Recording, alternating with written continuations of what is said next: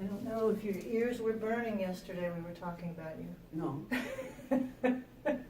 When I was talking with Pierre Yeah? and Mireille, and we were talking really a bit about luck, how they were so lucky. Mireille started with you from Yes. the very beginning. Yes.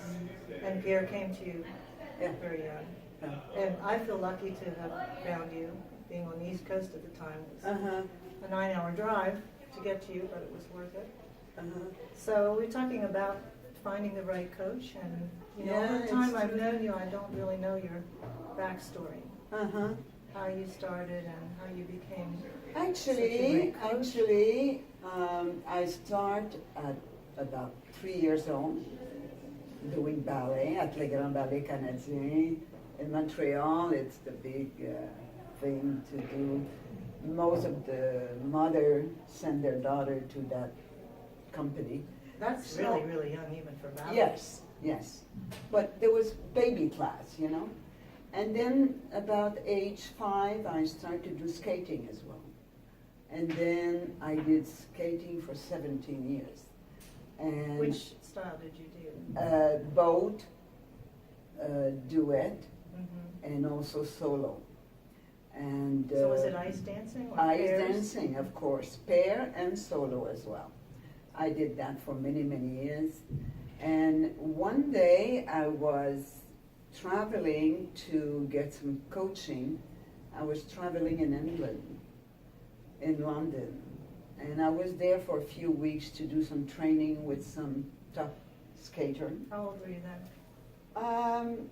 I was about 15, 16, I would say. And we were working very hard. And then some of the people in the group, some of the coach and some of the students, were all going to see a ballroom world championship at the Royal Albert Hall. And they keep saying, come on, come with us, blah, blah, blah. So anyway, we bought some ticket and we went to see that world championship. It was the World Latin. And I was just fascinated by ballroom dancing. I felt I knew exactly what they're trying to do. That's the way I felt. And I was so curious. So while I was in England, I decided to go with my friend skater to take some lesson. And immediately I love it. That was the next thing for me. And from one thing to the other, and then I used to go back in England, back and forward, to get some coaching, to find a partner, to compete, and that's the way it started. Pure coincidence. Yes, it is for a lot Pure of people, I guess. coincidence. And then what I liked the most about ballroom, of course, was the teaching. The teaching. I always had a feeling for teaching.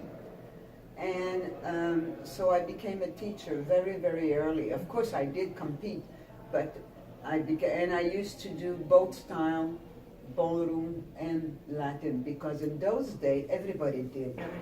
Everybody did 10 dance. Today is quite changed, actually. They seem to specialize in one style, but in those days, everybody did both styles. So it went on, and in England, this is where I met Sam, actually. Oh, yeah? Yes, we used to take lessons there. I had my partner, he had his partner. Who was Sam dancing It was, with then?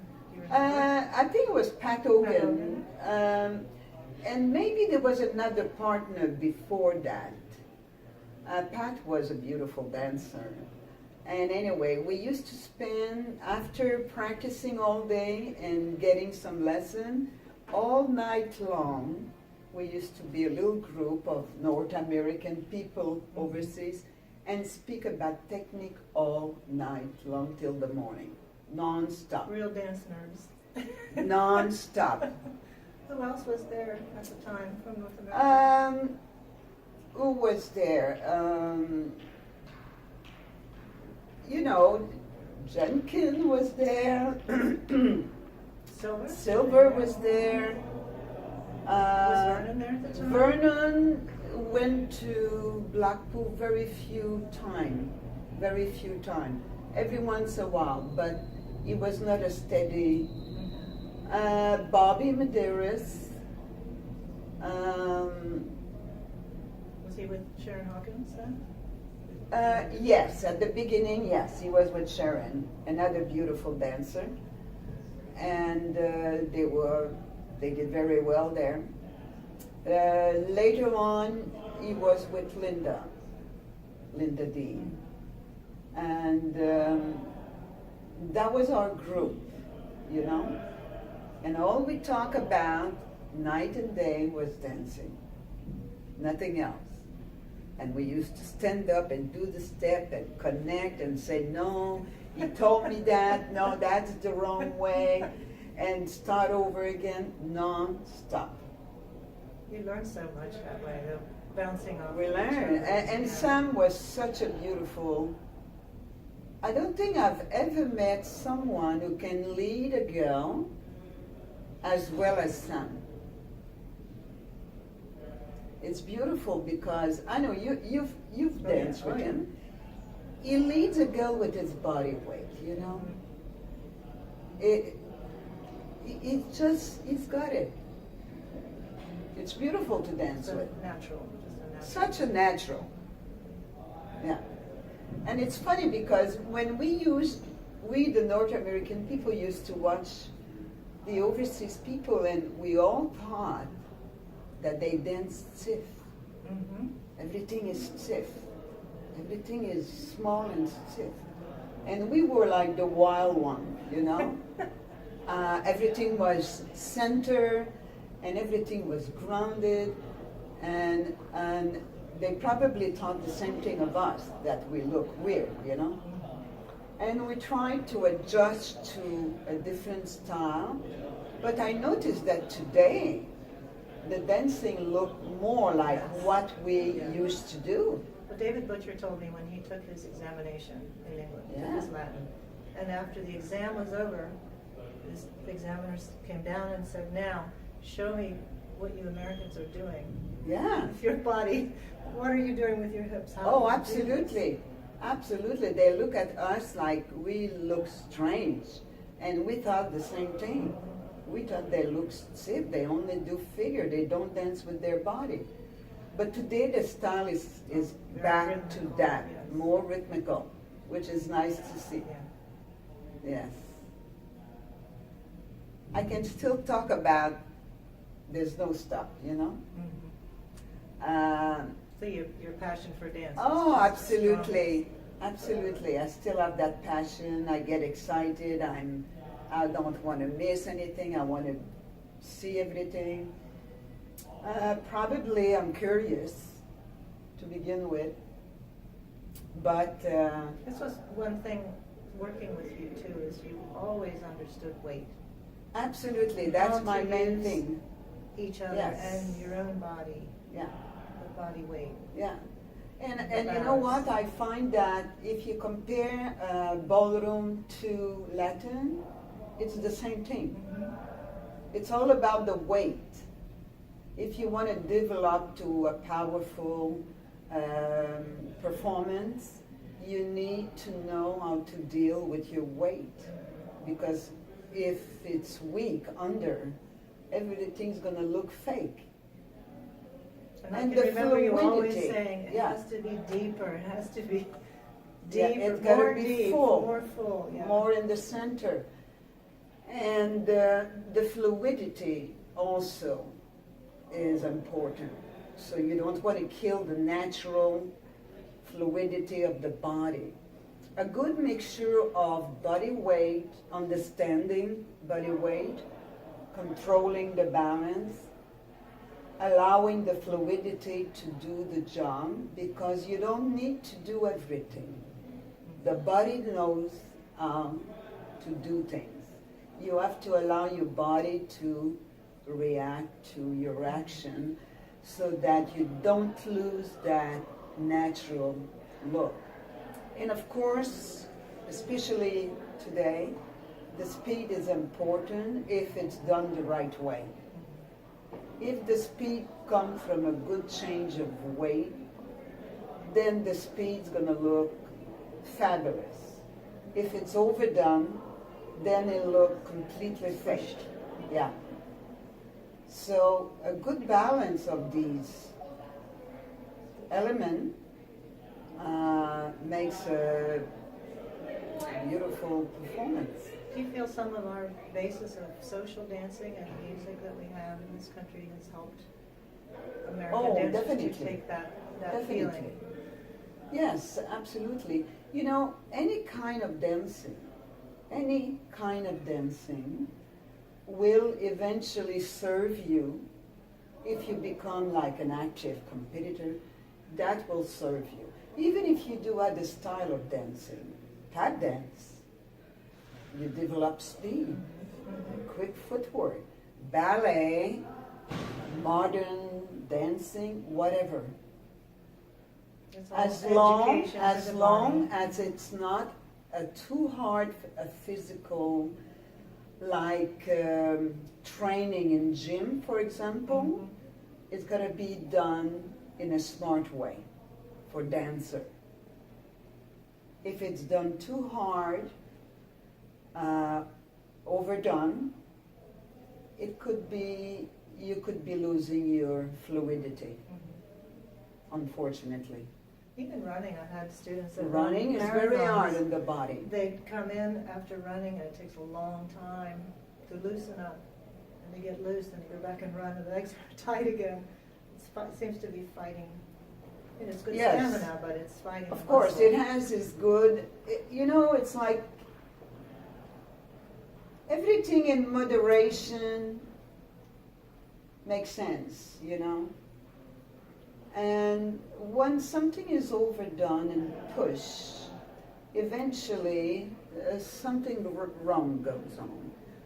And so you have to know what you're doing. And that's why we're all taking lessons all our life. I still learn every day. Well, I talked to Pierre and Mireille, of course they do a wonderful show and we love to see. I remember that Viennese Waltz, Sure. the French song. Absolutely. It was the same Viennese Waltz as so many years ago. Yes, and he said, of course, we have Meryem look at it. Yeah. We always have Meryem take a look, and she says a little this, or, yeah, I think I can do that. Yeah, I can we do that polish a better. little bit, and you know what? I think Pierre and Mireille were probably the older couple there last night. You know what I mean? Probably in the Or old... one of them. Yeah. And they still were able to... But it was a souvenir evening, and I thought that it's better to show them something you did in the past, or that people will remember you like. Not to do something that they've never seen you do. It's a memory evening. Right. And that's what I like about most of the couple last night.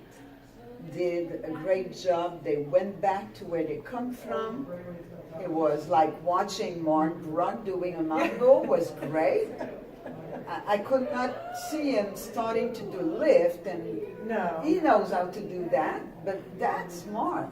Mark could have really just gone out and done his social mambo. Yes, absolutely. Yeah, absolutely. I think social is fabulous to allow your body to develop, to feel the music, you don't have no rule, you just go free. Yes. So when did you start the Classique? And how did In that start? 1977, 2 years before Sam started Ohio, actually, we had our anniversary 2 years ago, 40 years. Wow. And I remember Sam judging at La Classique because I took many lessons with Sam, actually. Me He and my told me partner. too. He said he used to go to Montreal. Oh, absolutely. He used to come to Montreal. We're friends from a long, long time. Your time with Sam. Yeah, Sam is an old friend. I mean, he used to come to my house, and he used to come to Montreal all the time. We used to do some training with him. He did many shows in Montreal, many shows. And lectures.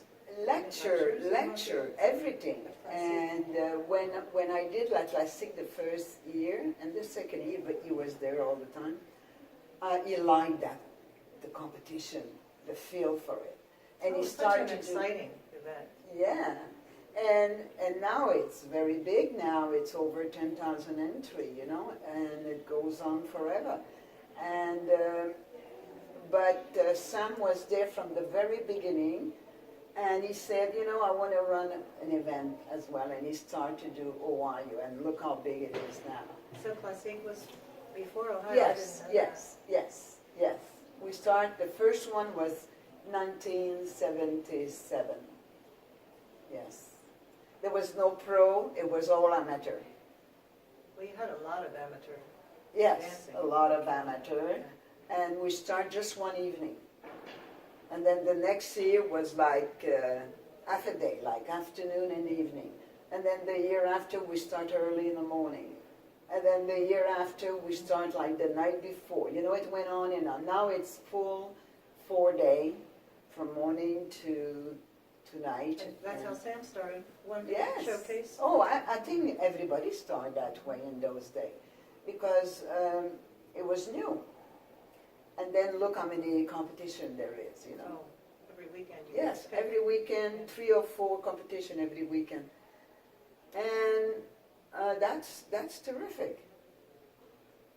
What about your school? Pierre had said that. Yes, I opened, I used to, I had many schools before, but then eventually I had way too many people.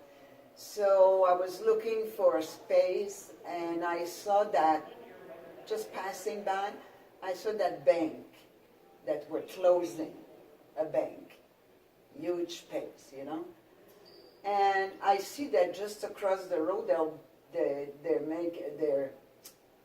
making now the new building for the bank to move. So I see that place available.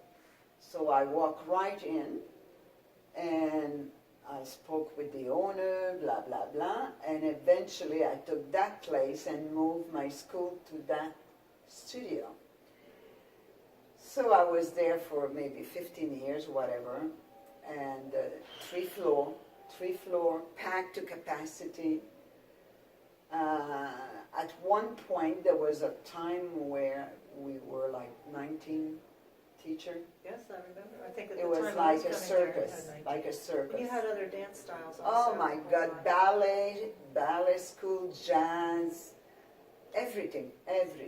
Kids, adult, junior, senior, whatever, professional, and all the top couple came from that place. And I used to bring a lot of coach over, Bill and Bobby, Anthony Early, Nina, Rudy, all of them used to come to the studio and do some lecture and show Michael and Vicky Barr, name it, they all came to the studio. It was like a big, big family. Still is today.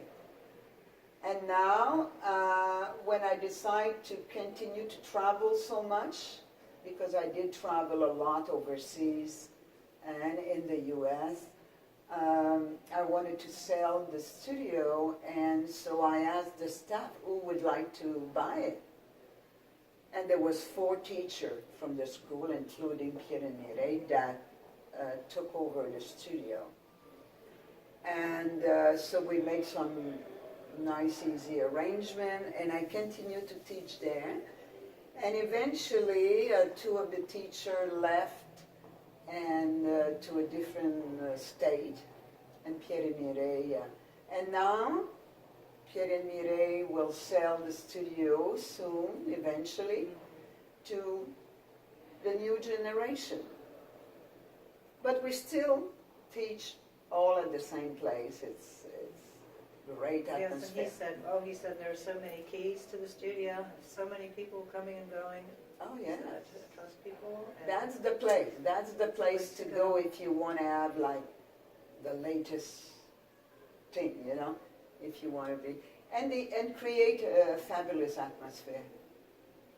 For the teacher, it's fun to teach because there's action. So much going on. Yeah, Yes, you see the day outside with the big window. You don't feel all by yourself. It's a fun place to be. So Pierre calls you a visionary. So why do you think he says that? What do you think is your special I know I'm always ahead of time. There was many occasions that proved that I was a little too early, so I'm disturbing people. When you do something that is unusual, people question. For example? Just to give you a sample, I remember, you probably remember, Bonita, I used to have formation teams a lot. Those kids, you know, were like 14, 15, 16, 17.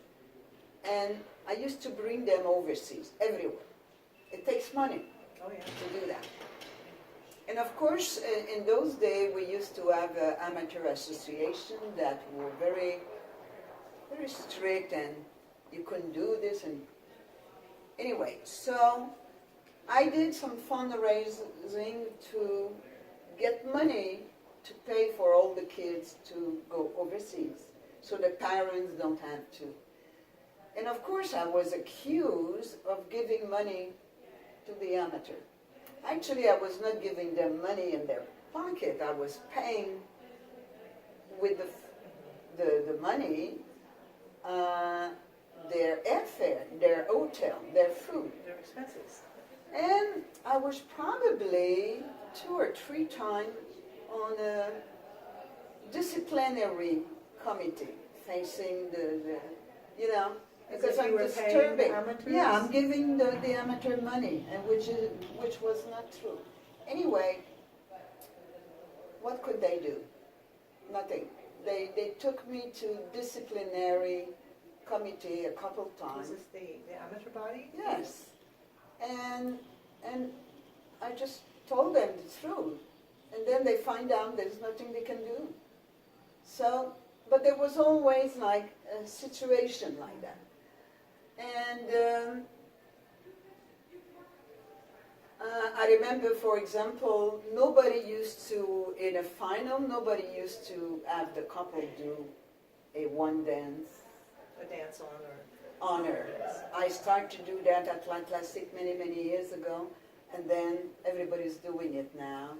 Stuff like that, you know? But when you're passionate by something, I think you're looking for something different. Yes. What can we try? I always try to do something other people don't do, if I can, you know? Because it's nice for innovation it's nice to bring a new color to something, you know, a fresh. So that's the way it is, you know. Tell the story about John Mark and the shirt. Do you remember that story? Is that when Jean Marc slid under the table? Well, I don't think so. It was there was many stories with Jean Marc. Well, let's hear a few. This was about the rumba. He said, "I don't believe you." Yeah. Do you remember this story? You know. And he ripped his shirt off. Yes. There was so many stories with Jean Marc, and that's the way he is in life too. He's just every day. You know, we live a few steps away from each other. We both live not far from each other. So when I go there, it's the same thing. The minute I walk in the house, he's doing something funny already, you know? It's always like this with Jean Marc. Anyway, this one day, we are at the breaker. And Jean Marc is doing, I believe it's like an exhibition. Every couple's going to do an exhibition in the final. So anyway, there's this beautiful long honor table with a long skirt, white. And Jean Marc is doing, I believe it's his jive. And so the music goes on and he goes wild. And at one point, the finishing of his jive is he slide on his knee and lean back while France is doing something else. And he gives himself such a slide, he slid right under that table and he disappeared. And it was not planned, but it was so funny. It was so funny. And then he turned around and he started walking on the floor. He got a standing ovation. It was so funny because he did not expect this to happen. Slide right under the table and the skirt went closed and he disappeared. I'm sure it looked planned. It was so funny. But there's so many stories like this, Jean-Marc. I remember one day, you know, Jean-Marc used to dance always with contact lens. He needed the contact lens because he couldn't see the other couple on the floor. And today he's wearing glass most of the time. But I remember that one day he's doing a pas double and he forgot his lens. Uh-oh. He has no lens. At one point, he's doing a press line or a line, and he makes a mistake and he goes with the wrong girl. Oh no! France is 10 feet away, and she's running after him to switch. He's facing the wrong girl. He can't see. He couldn't see. And that was another funny situation. You told me this story that he was dancing the rumba. This is in the studio. Yes. And again, it's your eye for reality. And you said you got right in his face. You said, "I don't believe you one bit." And you said he had a very expensive shirt on. Yeah. You don't believe me? And he ripped it off? Yes. He tore the buttons off? Yes, yes. But you believed him after that. Yes. And you know, Jean-Marc, in France, you still do costume for other dancers. And I always tell them, you know, here we go again. The competition is in a couple days, and you'll be the last one who's going to do your own costume. You're going to work all night long. Because they always did the costume for other competitors, and their own costume was last, of course. So we're going to Blackpool, and Jean-Marc and France going to dance tonight, and her dress is not finished. So Jean-Marc and France are in the bedroom doing the rhinestone and the skirt, and it's a last-minute thing. Run to the winter garden, put the dress on, and I noticed that it was kind of French, black French, and on the bottom he put some heavy silver piece to make sure it was going to fly right. And I said to Jean-Marc, "This is quite heavy. Make sure that skirt is solid." So anyway, they go on the floor. They're called back in the final in Blackpool. And they used to do that step where the girls spin around him forever. And France was a fabulous spinner. On and on and on, and at one point the skirt came off completely. Slide 50 feet away. The skirt. Now she's in a bathing suit. And they have to continue. They have to continue. So a few people of our group ran away, got the skirt from the floor. We managed a few pins in between the dance and put big pin like this for the next dance, attach her. She was dancing in a bathing suit. One of those things, you know, it was not so solid enough. The speed. And too heavy. Another story. Yeah, too heavy. So, but there's hundreds of stories like this. But what a couple. What great human being. Yeah. Did you start them from the beginning too? Yes, of course. Yes, they were kids, small kids. Alain and Annick too, very, very young. Annick was like 6 years old. She was doing ballet in the school. And then Alain was in another school. He was very young. Was he in ballroom? Was he in ballet too? Yeah, he was doing, no. He was not doing ballet. He was doing social class, beginner. He used to sneak in my studio all the time because there was two studio. And he used to like what we did in that school, you know, because there was more advanced dancer. He was curious. And eventually I said, you know, maybe I have a girl for you. And this is how it started with Tanik. And then they became a 5-time world champion, you know. So many 10 days, good yeah. couples. Yeah, yeah. Jean-Marc win Blackpool, Pierre and Mireille also win Blackpool, Pierre and Christian as well. Benoit Drolet did the final of the ballroom, Denis Tremblay, Benoit Papineau with their partner. I mean, so many good results in overseas. Yes. And we used to come to, and we still do, encourage every competition in the U.S. There was always like a in and out from U.S. and Canada, still is. Well, when I started and when we were coming to see you, Cherry Hill Yes. was the big, Oh, yeah. 3 Cherry Hill Absolutely. competitions, and then the Classique. Oh yes, absolutely. Everyone had to be a Cherry Hill. Oh, Cherry Hill, everybody. 4 I rounds used of to Latin, bring 4 2 rounds big of bus Latin. full of people from Montreal. 2 big bus every summer we used to go. The North American, I think. Oh, in the yes. summer. Yeah. It was like the Star. big comp. Yeah. And then eventually New York, USBC we used to call it. Waldorf. And Was it the Waldorf? yeah, at the Waldorf.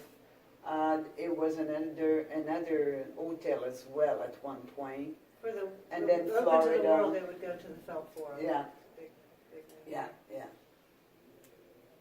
So anything else in the works, or anything else you'd like to talk about? Well, Maybe you know, it's I want to thank Sam for being what he is. You know, Sam is Sam. He's never changed. He's the same Sam I know from 45, 50 years ago. Same thing, funny. He loves people. You can count on him. He's a friend, and I think he would still passionate. talk all night about technique if he could stay awake. Oh, absolutely, because he's a maniac. He's a maniac, just the way we are too. You have to be a maniac to do what we're doing. But Sam is very, very special. That's why he's got so many friends, and he's a good person. I know Sam more than just what we see in competition, because You go back we so got far. Yeah. we got so many time together at different occasions. Sam is just a good person. Everybody loves him, and he is very, very special. Very special. And I want to think thank. he had a really special night last night. Oh, it We was. moved him. It was a beautiful evening. Michael Chapman did an unbelievable production there. Sam knew who to ask, and Michael knows how to deal with these things. Fabulous. And it was beautiful to see all the ex-champions doing their stuff. You see how much people love Sam? He can ask them anything, and they're going to say yes. Well, what a This special is- thing to be able to do, to be part of it. And we all the pro, we're all so proud to be here for his 40th anniversary. And Billy is doing a great job as well. I mean, you know, such a gentleman. And people like you, Bonita. It's so nice to see you. I know, it's been Because a while. you're from that gang too. Yeah. And you were such a great dancer. You had your success as well. Fabulous dancer. So it's great to be here. Well, thank you for taking the time to sit down My and pleasure. share some of your story. My pleasure. Love you, Sam.